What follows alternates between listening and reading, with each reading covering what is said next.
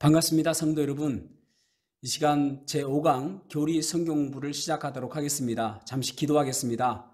하나님 아버지 감사합니다. 오늘도 저희들이 또 영상으로나마 성경 공부를 합니다. 성경을 잘 배우게 하시고 교리로 밝히 분별하여 하나님께서 기뻐하시는 믿음의 삶을 살아갈 수 있도록 도와주시옵소서. 감사드리며 예수님 이름으로 기도하옵나이다. 아멘. 오늘은 이제 5강 하나님의 속성에 대해서 보도록 하겠습니다. 속성이라는 것은 무엇인가 하면은 그 대상의 고유한 성질이며 이것을 통해서 한 대상과 다른 대상을 구별하거나 동일시하는 데 있습니다. 속성의 종류에 보면은 첫째, 무한성. 모든 제한으로부터 완전히 자유로운 하나님의 완전성을 이야기합니다. 하나님은 무한하시죠. 제한이 없으시다라는 말씀입니다. 열왕기상 8장 22절에서 23절 말씀 보겠습니다. 솔로몬이 여호와의 제단 앞에서 이스라엘의 온 회중과 마주서서 하늘을 향하여 손을 펴고 이르되 이스라엘의 하나님 여호와여, 위로 하늘과 아래로 땅에 주와 같은 신이 없나이다. 주께서는 온 마음으로 주의 앞에서 행하는 종들에게 언약을 지키시고 은혜를 베푸시나이다. 이 말씀은 하나님 앞에 이제 성전을 지으면서 그러면서 솔로몬이 드리는 기도입니다. 하나님은 무한하셔서 모든 것을 다 하실 수 있는 그런 분이다라고 말씀하고 있습니다. 하나님은요, 특별히 시간의 제한이 없으십니다. 그리고 공간의 제한을 받지 않으십니다. 그래서 시간과 공간의 제한을 받지 않으시기 때문에 현재와 미래와 과거의 시간이 하나님에게는 통하지 않고요. 또 공간의 제한을 받지 않으시기 때문에 어디든지 계시는 것입니다. 두 번째, 자존성입니다. 하나님은 스스로 존재하시는 분이십니다. 어느 날 하나님께서 모세를 부르십니다. 그리고 내 백성을 구출해내라 라고 말씀하십니다. 그러자 모세가 하나님에게 물어보기를 너를 보낸 분이 누구냐라고 물어보면은 나는 당신을 누구라고 이야기해야 됩니까? 라고 물어봤을 때에 출애굽기 3장 14절 말씀입니다. 하나님이 모세에게 이르시되 나는 스스로 있는 자이니라. 또 이르시되 너는 이스라엘 자손에게 이같이 이르기를 스스로 있는 자가 나를 너희에게 보내셨다 하라. I am that I am. 나는 스스로 있는 자다 라고 말씀하십니다. 이 사실은 무엇을 이야기하냐면은 하나님께서는 존재하시기 때문에 존재하시는 것입니다. 그러니까 항상 하나님은 스스로 존재하시기 때문에 대부분 모든 것들은 원인이 있죠. 그러나 원인이 없으신 그분 자체가 원인이시다라는 것이죠. 모든 것들은 누군가가 창조하고 그 원인이 있는데 하나님은 스스로 계신 분이시다라는 그런 말씀입니다. 그리고 둘째는 그분은 그 어떤 누구도 혹은 그 어떤 곳에서도 무엇에 의존하지 않으시고 스스로 계시는 분이십니다. 스스로 생각하시고 스스로 홀로 뜻을 정하시고 그리고 그분은 권능과 계획과 그런 모든 것들 스스로 모든 일들을 하시는 그런 분이십니다. 로마서의 말씀을 보면은 로마서 9장부터 11장은 이스라엘 백성들에 대한 앞으로 일들에 대한 이야기를 기록해 두었습니다. 사도 바울이 다 모든 것들을 이야기하고 그리고 나서 마지막으로 11장 끝부분에 가서 이런 결론을 내립니다. 로마서 11장 33절에서 35절 말씀 보시겠습니다.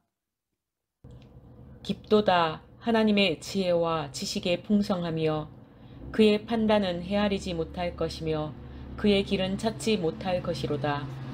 누가 주의 마음을 알았느냐? 누가 그의 모사가 되었느냐? 누가 주께 먼저 드려서 갚으심을 받겠느냐? 우리가 가지고 있는 것은 다 하나님의 것인데 뭘 드린다고 하느냐? 내가 뭐 헌금 드렸다고 뭐 하는 것, 그리고 내가 헌신했다고 하는 것, 그런 것들 다 의미가 없다. 왜냐하면 모든 것들이 다 하나님의 것이다. 그래서 로마서 11장 36절 말씀 보십시오. 이는 만물이 주께서 나오고 주로 말미암아 주에게로 돌아감이라. 모든 것들이 주님께로부터 나왔다. 그래서 하나님은 시작과 끝이다 라는 말씀입니다. 하나님은 시작과 끝이다. 그래서 스스로 존재하시는 분이라는 것이죠. 자, 세 번째는 단일성입니다. 나뉘어질 수 없는 단 한 하나님만이 계시는 것입니다. 에베소서 4장 6절 말씀 보겠습니다. 하나님도 한 분이시니 곧 만유의 아버지시라. 만유 위에 계시고 만유를 통일하시고 만유 가운데 계시도다. 하나님은 세 분이시면서 하나입니다. 삼위일체 이론을 보면 좀 알 수가 있죠. 삼위일체에 대해서는 다음 시간에 자세하게 말씀드리겠습니다. 그리고 네 번째로는 단순성입니다. 하나님은 복합적인 존재가 아닙니다. 따라서 부분적인 것으로 나눌 수가 없습니다. 요한복음 4장 24절에 보면은 하나님은 영이시다 그렇게 말씀하고 있습니다. 100% 영이십니다. 불순물이 섞여 있지 않는 100% 영이십니다. 인간은 복합적인 존재죠. 혼과 영과 육으로 되어 있는 복합적인 존재입니다. 그러나 하나님은 단순하게 영으로서 존재하십니다. 자, 다섯 번째 불변성입니다. 하나님은 변하지 않으신다라는 속성이죠. 하나님은 변하지 않으십니다. 하나님이 변하지 않으신다고 하니까 이해를 잘 못하시는 분들이 있어요. 인류 역사는 지금껏 약 6,000년이 흘렀습니다. 4,000년간을 구약이라고 이야기하고 예수님께서 이 땅에 오신 그 이후를 대략 2,000년 정도를 신약이라고 이야기합니다.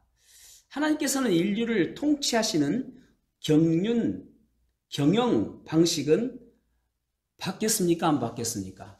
바뀌었죠. 구약에서 신약으로 바뀌었습니다. 예를 들어서 이스라엘 백성들에게는 하나님께서 돼지고기를 먹지 말라라고 말씀하셨습니다. 그러나 지금 우리는 얼마든지 돼지고기를 잘 먹고 있죠. 하나님의 통치 방식, 경륜이 바뀐 것입니다. 하나님께서는 사람들을 대하시는 그와 같은 경영 방식, 통치는 얼마든지 바뀌어집니다. 그렇다면 하나님께서 변하시는 분 아닙니까? 하나님 스스로 뭔가 바뀐다고 할 수도 있지 않습니까? 그러나 하나님께서는 아까 말씀드린 것처럼 하나님의 이름 I am that I am 항상 I am입니다.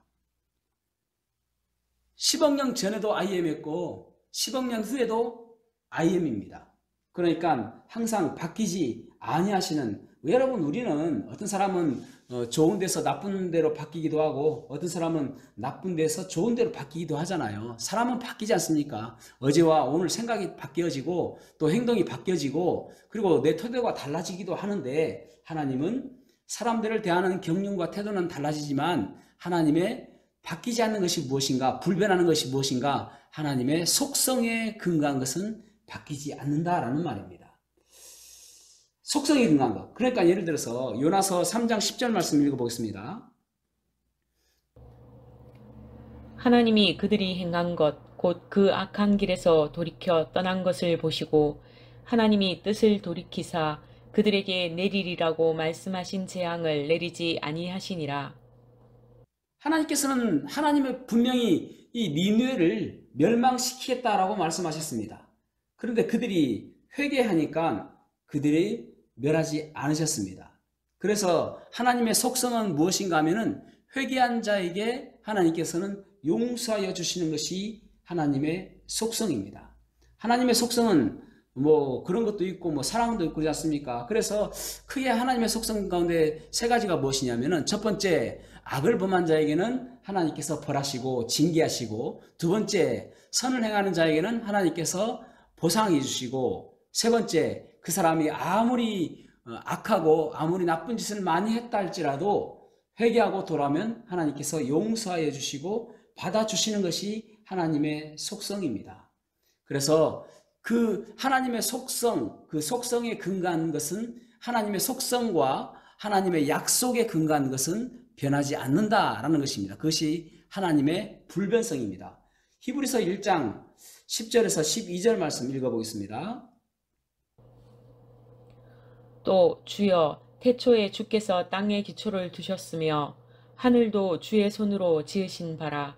그것들은 멸망할 것이나 오직 주는 영존할 것이요 그것들은 다 옷과 같이 낡아지리니 의복처럼 갈아입을 것이요 그것들은 옷과 같이 변할 것이나 주는 여전하여 연대가 다함이 없으리라 하였으나. 하나님은 영원토록 변하지 않으시는 분이십니다. 그 다음에 이제 여섯 번째로는 거룩성입니다. 하나님께서는 모든 부정하고 악한 것으로부터 분리되시며 반면에 적극적으로는 순수하고 다른 모든 것들과 구별되십니다. 그러니까 결국은 우리가 죄를 가지고 하나님께서 계시는 천국에 가지 못하는 이유는 하나님은 너무나도 완전하게 거룩하시기 때문에 하나님께서 가장 싫어하시는 것이 무엇인가? 죄입니다. 그래서 죄를 해결하지 않고서는, 죄를 용서받지 않고서는, 죄가 해결되지 않고서는 우리가 하나님 계시는 그 천국에 갈 수가 없는 것입니다. 그 다음은 이제 공의입니다. 하나님은 법 집행에 있어서 공정하십니다. 그분은 사람을 외모로 취하지 아니하십니다. 공의의 종류에는 보상의 공의가 있죠. 하나님은 상급을 주실 때에 공의롭게 상급을 주십니다. 그리고 또 이제 형벌적 공의도 있죠. 벌을 주는데 공의롭게 벌을 주시는 것입니다. 누구도 억울하지 않게 벌을 주시는 것이죠. 그 다음에 이제 여덟 번째는 편재입니다. 편재라는 말을 다른 말로 이야기하면 무소부재라고 이야기합니다. 하나님은 항상 모든 곳에 존재하시는 분이십니다. 하나님께서는 어디시나 어디에나 계시기 때문에 어떤 사람에게는 하나님의 존재 자체가 삶에서 위협이 될 수가 있고요. 또 어떤 사람에게는 하나님의 존재 자체가 위로가 될 수가 있을 것입니다. 이것이 마치 범신론 같은 모든 것이 신이다 라고 하는 범신론 같이 이해해서는 안 됩니다. 하나님은 한 하나님이시며 모든 곳에 계시는 분이십니다. 모든 것이 다 신이 아니라 하나님께서는 모든 곳에 계시는 분이십니다. 이 무소부재, 편재는 영어로 두 가지를 볼 수 있는데 이메넌스라는 단어와 그리고 트랜스센던스라는 단어입니다. 하나님의 내재성이라는 단어와 그리고 초월성이라는 단어입니다. 내재성이라는 단어는 무엇인가 하면은 하나님께서 창조하신 이 창조세계 안에서 계시는 분이시다. 그것을 통해서 일하시는 분이시다 라는 뜻이고요. 초월성은 하나님께서는 창조 세상 위에 계시는 분이시다 라는 그러한 뜻을 가지고 있습니다. 이메넌스라는 이 내재성은 어떻게 우리가 이해할 수 있냐면은 하나님께서는 창조 세계 모든 곳에 계시면서 일하시는 것입니다. 그러니까 마태복음 18장 20절에 보면은 두세 사람이 내 이름으로 모인 곳에는 나도 그들 중에 있느니라 라고 말씀하고 있죠. 그러니까 하나님께서 계시지 않는 곳이 없습니다. 그리고 초월성이라는 말은 무슨 말인가 하면은 하나님께서는 이 세상뿐만 아니라 우리가 이제 셋째 하늘까지 하는데 첫째 하늘이 무엇인가 하면은 새들이 날아다니는 공중, 둘째 하늘이 우주, 셋째 하늘이 하나님께서 계시는 곳입니다. 그래서 하나님께서 계시는 그 셋째 하늘, 그것은 창조 세계 밖입니다. 거기까지 하나님께서 계시는 것입니다. 그러니까 하나님께서는 세상 끝까지 계시고 또 저 세상 밖에까지도 계시는 그런 분이 바로 하나님이십니다. 그것이 하나님의 무소부재입니다. 시편 139편 7절에서 12절 말씀 읽어보겠습니다. 내가 주의 영을 떠나 어디로 가며 주의 앞에서 어디로 피하리이까? 내가 하늘에 올라갈지라도 거기 계시며 스올에 내 자리를 펼지라도 거기 계시니이다. 내가 새벽 날개를 치며 바다 끝에 가서 거주할지라도 거기서도 주의 손이 나를 인도하시며 주의 오른손이 나를 붙드시리이다. 내가 혹시 말하기를 흑암이 반드시 나를 덮고 나를 두른 빛은 밤이 되리라 할지라도 주에게서는 흑암이 숨기지 못하며 밤이 낮과 같이 비추이나니 주에게는 흑암과 빛이 같음이니이다. 아멘. 하나님은 이 모든 곳에 계시는 분이시다라고 말씀하고 있습니다. 그 다음에 이제 아홉 번째 전지입니다. 전지하심. 하나님은 모든 것들을 아신다라는 것이죠. 그러니까 하나님께서는 본성 자체가 모든 것들을 다 아시는 것입니다. 그러니까 과거와 현재와 미래 모든 것들을 그분께서는 아십니다. 의지적으로 노력해서 공부해서 이렇게 아시는 것이 아니라 그냥 아시는 것이 그분의 속성입니다. 인간은 그렇지 않잖아요. 무엇을 알기 위해서는 열심히 공부해야 되고 또 뭐 영상을 본다든지 그렇게 해서 우리는 알지 않습니까? 그런데 하나님께서는 처음부터 끝까지 그냥 모든 것들을 알고 계시는 것입니다. 그것이 하나님의 전지입니다. 시편 147편 4절에서 5절 말씀 읽어보겠습니다. 그가 별들의 수요를 세시고 그것들을 다 이름대로 부르시는도다. 우리 주는 위대하시며 능력이 많으시며 그의 지혜가 무궁하시도다. 별의 수를 세실 정도로 그분은 다 아시고요. 또 주님은 우리의 머리털까지도 세신 바 되었다라고 말씀하고 있지 않습니까? 사람은 머리털 못 셉니다. 아침에 일어났다가 저녁에 잤다가 아침 일어나면 머리털 몇 개 빠집니다. 그것까지도 하나님께서는 다 아신다라고 말씀하고 있죠. 그러니까 하나님은 우리의 모든 것들을 다 아신다.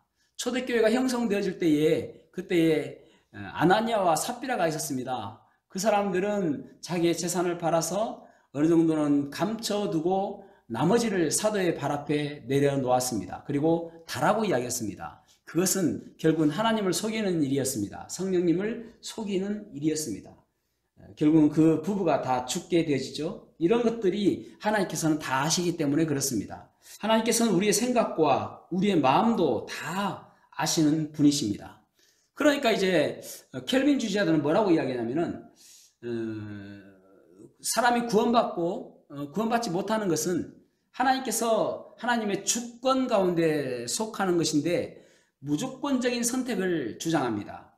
그래서 이중 예정론을 이야기합니다. 이중 예정론이라는 것은 사람이 지옥 갈 사람과 천국 갈 사람이 정해졌다라는 것이죠. 예정되었다라는 말입니다. 미리 정해졌다라는 말입니다. 그런데 베드로전서 1장 2절 말씀 한번 보십시오. 곧 하나님 아버지의 미리 아심을 따라 성령이 거룩하게 하심으로 순종함과 예수 그리스도의 핏부림을 얻기 위하여 택하심을 받은 자들에게 편지하노니 은혜와 평강이 너희에게 더욱 많을지어다. 아멘. 하나님 아버지의 미리 아심을 따라 그렇게 말씀하고 있죠. 그 다음에 성령의 순종함과 예수 그리스도의 피 흘림을 얻기 위하여 택하심을 받은 자 그렇게 말씀하고 있습니다. 하나님께서 미리 아셨다라는 것이죠. 분명히 성경에서는 예정이라는 단어가 있습니다. 그런데 그 앞에 무엇이 항상 따라오냐면은 예정 앞에는 예지가 따라온다는 말입니다. 구원받은 사람과 구원받지 않을 사람을 하나님께서는 다 아시는 것입니다. 선택은 내가 하는 거예요. 내가 예수 그리스도를 믿느냐 내가 믿지 않느냐 선택은 내가 하는 것인데 그것을 이미 하나님께서는 아시고 그리고 그것을 예정해 두신 것입니다.